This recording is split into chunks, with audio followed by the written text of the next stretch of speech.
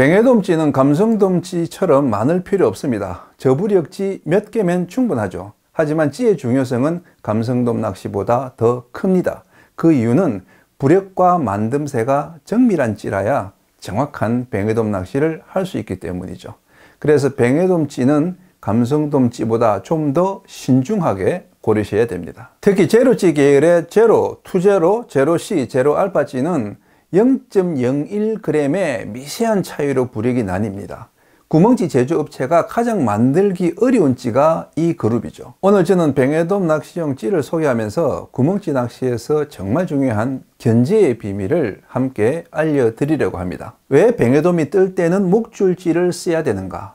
왜 투제로 찌는 강력한 위력을 발휘하는가? 이런 질문을 통해서 견제와 입질의 상관관계를 따져보려고 합니다. 아마 지금까지 제가 한 강의 중에서 가장 긴 강의가 될 것 같은데요. 눈과 귀 그리고 마음을 열고 뱅에돔 낚시의 깊은 세계로 들어가 보시죠.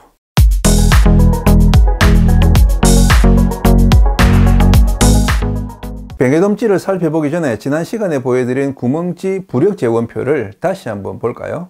자, 여기서 뱅에돔 낚시에 사용하는 찌는 제로찌 계열로 불리는 투제로, 제로C, 제로알파, 제로 이 네 가지 부력과 G2, B, 2B 부력입니다. 그리고 심청 또는 본류대 공략용으로 3제로찌와 마이너스 G2, 마이너스 B 잠수찌도 사용합니다.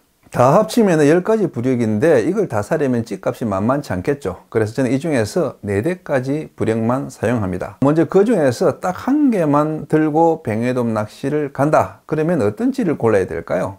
네, 제로찌입니다.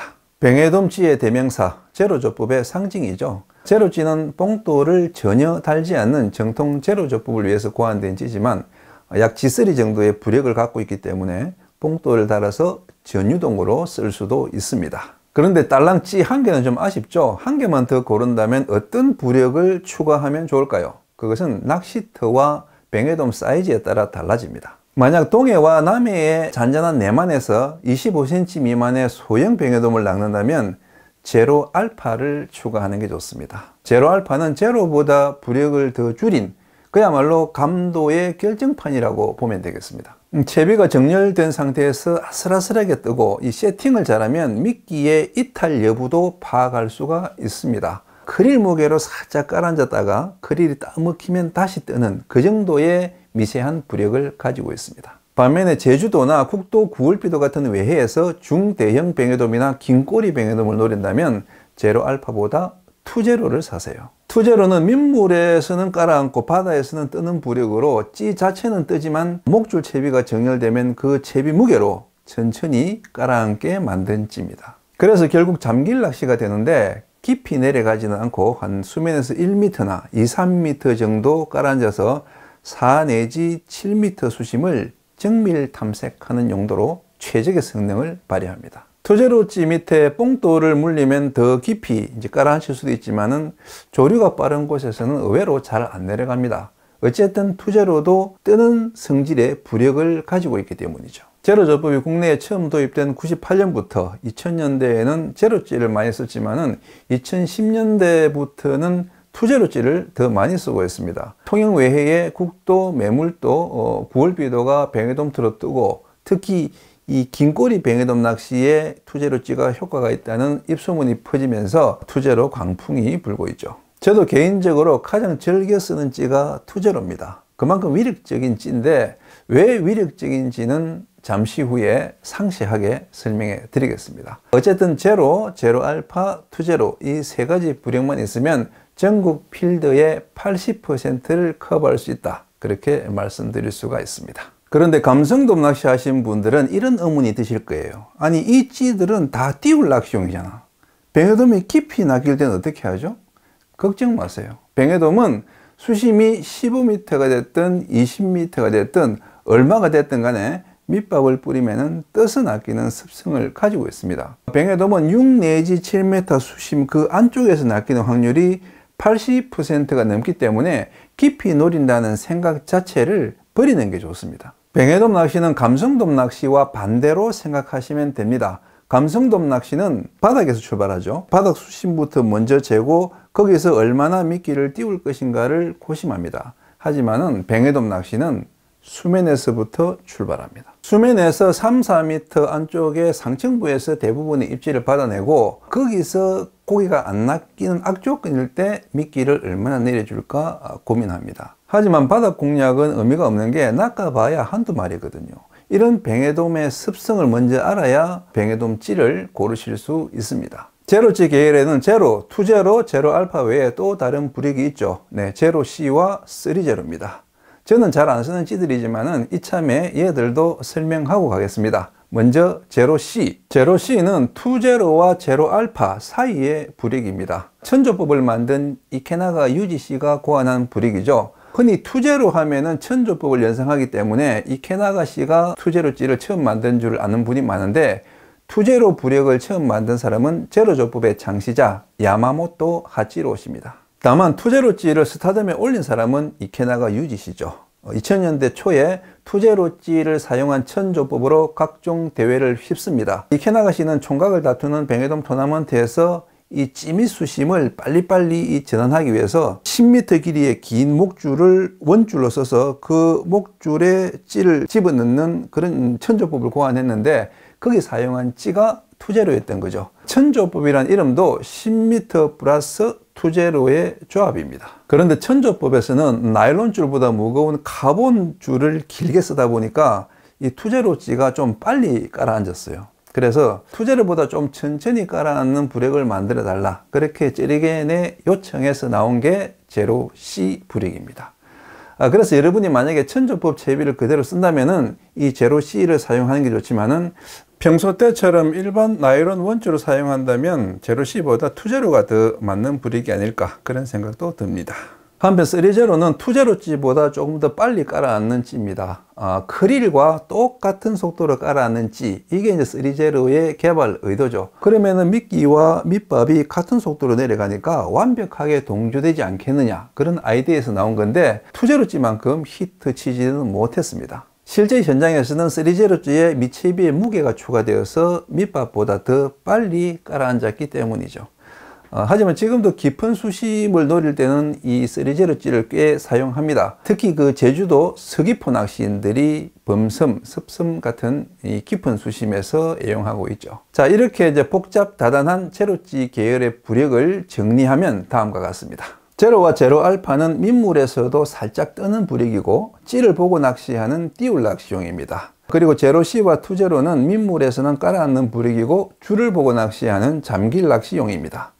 이 네 찌 중에서 제로와 투제로는 무조건 사야 되는 필수 아이템이지만 그 중간에 제로 알파와 제로 C는 선택 사양이다. 이 정도 이해하시면 될 것 같습니다. 그런데 문제가 있어요. 이 구멍찌 회사들이 제로, 투제로, 제로 C, 제로 알파의 이 정밀한 부력을 항상 똑같이 만들어내지를 못해요.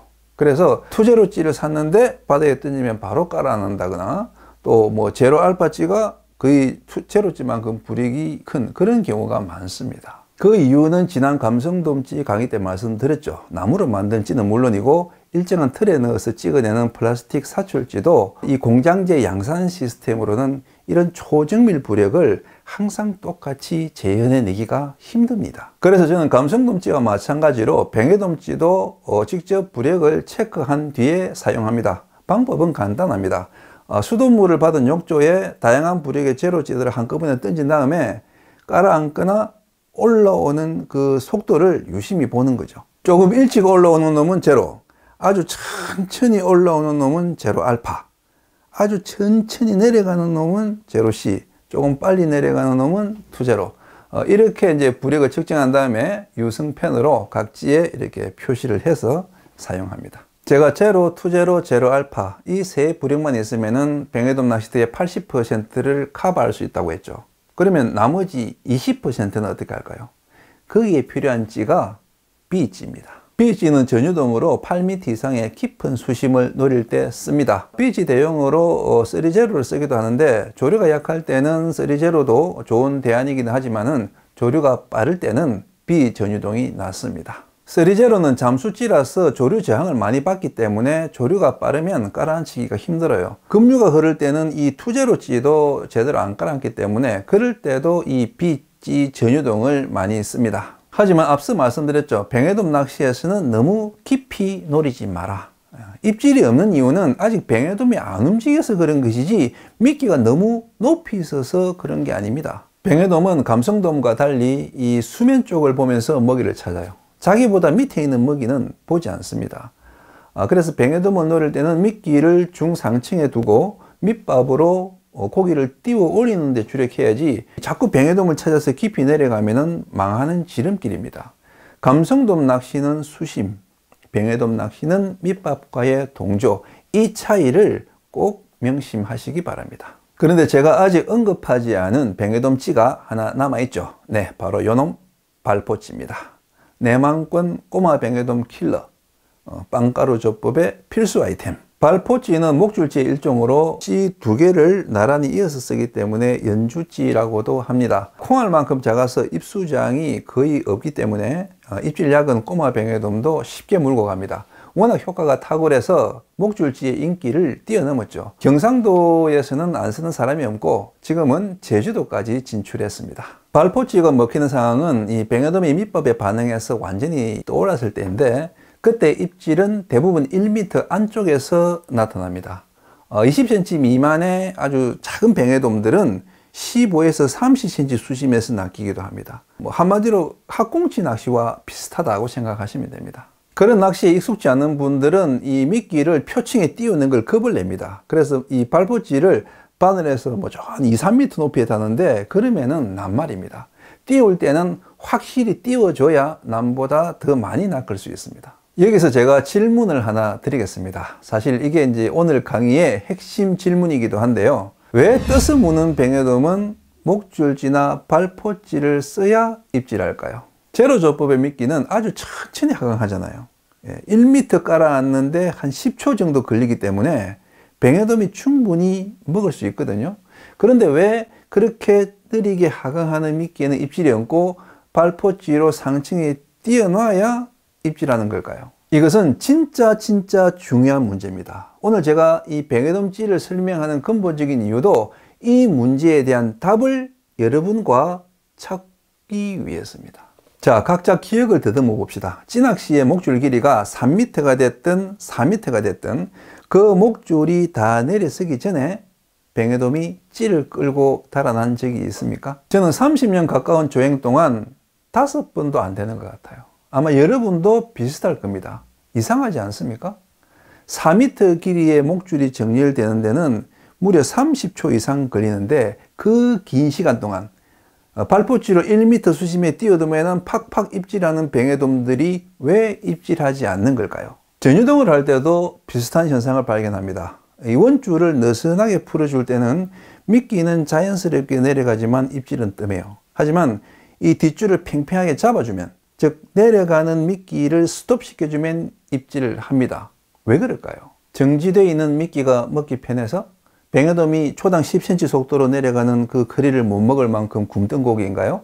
저는 하강하던 미끼가 스톱하는 그 순간의 움직임 변화가 주는 시각적 효과라고 생각합니다. 자연스레 낙하하는 크릴 속에서는 같이 낙하하는 크릴보다 순간적으로 멈칫하거나 멈춰있는 크릴이 물고기의 시선을 끄는 거죠. 우리가 밑밥을 몇 주걱만 뿌려도 물속에는 수백 마리의 크릴이 떨어집니다. 그리고 그 속에 우리는 미끼 크릴을 던지죠. 그러면은 물고기는 그 수백 마리의 크릴 속에서 내 미끼 크릴을 귀신같이 찾아서 먹습니다. 신기하지 않습니까? 확률적으로 말이 안 되는 거 아니에요? 밑밥 대 미끼의 비율은 수백 대 1. 더구나 미끼 속에는 바늘도 있고 낚싯줄도 연결되어 있어요. 그런데 이 바보 같은 물고기는 그 미끼를 먹습니다. 왜? 수백 마리의 크릴 속에서 그놈만 특별한 움직임을 보이기 때문입니다. 사자나 치타가 사냥할 때는 무리 속에서 튀는 놈, 병들고 약한 놈을 공격합니다. 물고기도 마찬가지입니다. 큰 고기가 작은 고기를 사냥할 때는 가장 눈에 띄는 놈, 가장 약한 놈부터 공격합니다. 우리도 학창시절부터 군대 시절까지 익힌 생존의 법칙이 있잖아요. 튀는 놈부터 죽는다. 물고기는 똑같은 속도로 내려가는 수많은 밑밥 크릴 속에서 부자연스럽게 눈에 띄는 단 하나의 크릴, 그놈을 공격합니다. 그래서 우리는 밑밥과 똑같은 미끼를 쓰면서도 그 밑밥의 구름 속에서 대상어를 끄집어낼 수가 있는 거죠. 밑밥 크릴 속에 미끼도 똑같이 내려가게 해서 물고기가 의심 없이 내 미끼를 먹게 해야지. 이게 일반적인 찌낚시의 사고방식이지만 제 경험은 그와 다른 해석을 요구했습니다. 빠른 입질을 받으려면 오히려 밑밥 속에서 튀게끔 부자연스럽고 인위적인 조작을 일부러 가해줘야 된다. 이게 뭡니까? 견제. 이게 바로 없던 입질도 만들어낸다는 견제 아닙니까? 찌낚시에서 견제란 줄을 팽팽하게 잡아서 입질을 유도하는 조작을 말하죠. 입질을 받으려면 견제를 해줘라. 입질 예상 지점에서 자주 견제해 줘야 된다. 초보자 때부터 귀에 못이 박히도록 듣는 말이죠. 하지만 왜 견제를 해야 하는지 그 이유는 잘 모르고 있습니다. 대부분 견제하는 이유를 물으면 입질 지점에 오래 머물게 해서 확률을 높이려는 거 아닌가요? 라고 대답합니다. 하지만 특정 지점이 아니라도 이 견제를 하면 불특정 다수 포인트에서 입질이 나타나잖아요. 그 이유는 견제가 미끼에 부자연스럽고 팽팽한 긴장감을 주고 그 순간 물고기의 시선이 미끼에 쏠리기 때문입니다. 견제의 의미를 이해하고 나면 이제 뱅에돔 찌 사용 방법도 저절로 알게 됩니다. 첫 번째, 발포찌 사용법. 발포찌는 이렇게 두 개를 목줄에 깹니다. 발포찌 사이의 간격은 20에서 30cm가 좋아요. 첫 발포찌의 높이가 곧 이 뱅에돔의 입질 수심인데 보통 발포찌를 쓸 때는 수면 상층에서 뱅에돔이 입질하기 때문에 첫 발포찌의 위치는 바늘에서 1m 위에 다는 게 좋습니다. 크릴 밑밥으로 낚시할 때는 1m 수심에 놓고 빵가루 밑밥으로 낚시할 때는 50cm 수심에 놓습니다. 뱅에돔이 많이 뜰 때는 15cm 수심의 발포찌를 놓기도 합니다. 중요한 것은 뱅에돔의 입질층과 발포찌 수심을 맞추는 겁니다. 뱅에돔이 이 밑밥에 피어 올라서 눈에 보이는데도 입질이 없다면은 찌미 수심을 내리지 말고 도로 올려보세요. 그때는 뱅에돔들이 내 발포찌 수심보다 더 위에 있을 가능성이 큽니다. 발포찌 사용하실 때 꿀팁을 제가 하나 드리자면 가장 많이 사용하는 그 2호 발포찌를 그 바늘 위 한 15cm 높이에 바짝 붙이시고 G6나 G5 봉돌을 바늘기 위에 하나 물려주세요. 그리고 두 번째 발포찌를 그 첫 번째 발포찌와 약간 이렇게 떨어뜨려 주세요. 그러면 첫 발포찌가 봉돌과 또 바늘, 미끼의 무게 때문에 천천히 잠기면서 이렇게 이제 내려오는데 그냥 내려오는 미끼는 뱅에돔이 안 먹지만 발포찌를 끌고 내려오는 미끼는 먹습니다. 왜냐? 그 상태에서는 목줄이 팽팽한 견제 상태를 이루고 있기 때문이죠. 느슨하게 내려오는 미끼는 안 먹지만 찌를 끌고 팽팽하게 내려오는 미끼는 먹는다. 이걸 알면 뱅에돔 낚시에서 이 발포찌나 목줄찌를 아주 유용하게 쓸 수 있습니다. 그리고 이 원리가 가장 함축되어 있는 찌가 바로 투제로찌입니다. 두 번째, 투제로찌 사용법. 투제로찌는 제 생각에는 지금까지 세상에 나온 찌 중에 최고의 찌입니다. 왜? 이 찌를 쓰면은 왕초보도 뱅에돔을 낚을 수 있으니까요. 투제로는 스스로는 뜨지만 채비 무게로 깔아앉는 찌라고 말씀드렸죠. 이 야마모토 공방에서 이 투제로를 애초에 만든 목적은 밑밥과 미끼를 같은 속도로 깔아앉아서 완벽한 동조를 이루기 위한 그런 목적이었습니다. 하지만 이 투제로의 진짜 위력은 의도치 않은 다른 쪽에서 발휘됩니다. 그게 바로 자동 견제입니다. 자, 이 그림을 한번 봐주세요. 이건 제가 투제로찌가 한국에 출시된 그해 겨울에 일본 남녀군도에서 직접 겪은 상황인데요. A는 제로찌 전유동으로 3m부터 5m까지 내려보내고 또 B는 투제로찌 잠길 낚시로 3m부터 5m까지 내려보냅니다. 입질 수심과 궤적은 똑같습니다. 하지만 입질 빈도는 B, 즉 투제로 잠길 낚시가 월등했습니다. 무슨 차이가 있었던 걸까요? 저도 처음에는 그 차이를 몰라서 한참 고민하다가 해답을 찾았습니다. A는 견제 없이 느슨한 상태로 미끼가 내려갔고 B는 자동 견제 상태로 팽팽하게 내려갔기 때문입니다. 투제로찌는 물에 잠기는 그 순간부터 스스로 뜨려고 하는 그 플러스 부력 때문에 깔아앉는 동안에 계속 이 미끼를 팽팽하게 당기는 견제 효과를 발휘합니다. 그래서 투제로찌를 쓸 때는 별도의 견제 조작이 필요가 없습니다. 견제에 서툰 초보자도 투제로찌를 쓰면 쉽게 뱅에돔을 낚는 이유입니다. 같은 잠길지라도 3제로는 마이너스 불이익이기 때문에 이 2제로와 같은 자동 견제 효과가 없습니다. 그래서 입질 빈도가 2제로보다 떨어집니다. 저는 남녀군도에서 이 2제로의 위력을 체험한 뒤로 동해안과 또 내만의 그 꼬마 뱅에돔 틈은 제외하고는 우리나라 전역의 그 뱅에돔 낚시대에서 이 2제로의 위력을 확인했습니다. 저 말고도 수많은 뱅에돔 매니아들이 이 2제로찌를 쓰고 있지만 왜 2제로찌에 고기가 잘 낚이는지 그 이유를 하나만 알고 둘은 모르시더라고요. 자동 견제. 이것이 2제로의 2제로만의 비밀입니다. 세 번째, 제로찌 사용법. 자동 견제 입질 유인 효과는 제로찌 낚시에서도 나타납니다. 이 제로찌는 내만 외에 가릴 것 없이 뱅에돔 낚시에서 가장 많이 사용하는 찌죠. 3 내지 4m 수심의 미끼를 고정하고 밑밥으로 뱅에돔을 띄워서 낚는 이 제로조법은 가장 재미있는 뱅에돔 낚시법입니다. 그런데 요즘 보면은 이 제로찌로 전유동 낚시를 하는 분들이 많아요. 하지만 제로찌로 전유동 낚시를 하면 오히려 덜 잡힙니다. 왜? 스톱이 안 걸리니까요. 정통 제로조법은 찌보다 30cm 위에 이런 나비 매듭을 합니다. 이 나비 매듭을 안 하는 분들은 미끼를 목줄 수심에 고정하는 것보다 전유동으로 살살 내려주는 게 더 잘 낚이지 않겠느냐, 그렇게 이제 생각하시는 것 같은데 오판입니다. 전유동을 하더라도 수시로 줄을 잡아서 미끼를 스톱시켜주면 입질을 받습니다. 하지만 이 뒷줄 조작이 서툰 초보자들은 그게 쉽지 않죠. 숙련자라고 뭐 별 다를 거 없습니다. 제로찌 낚시를 할 때는 이 나비 매듭 반유동 채비를 해서 미끼를 일정 수심에 스톱시켜 줘야 더 잦은 입질을 받을 수 있습니다. 특히 조류가 약한 곳, 또 짠 뱅에돔이 많이 낚이는 곳에서는 그런 현상이 두드러집니다.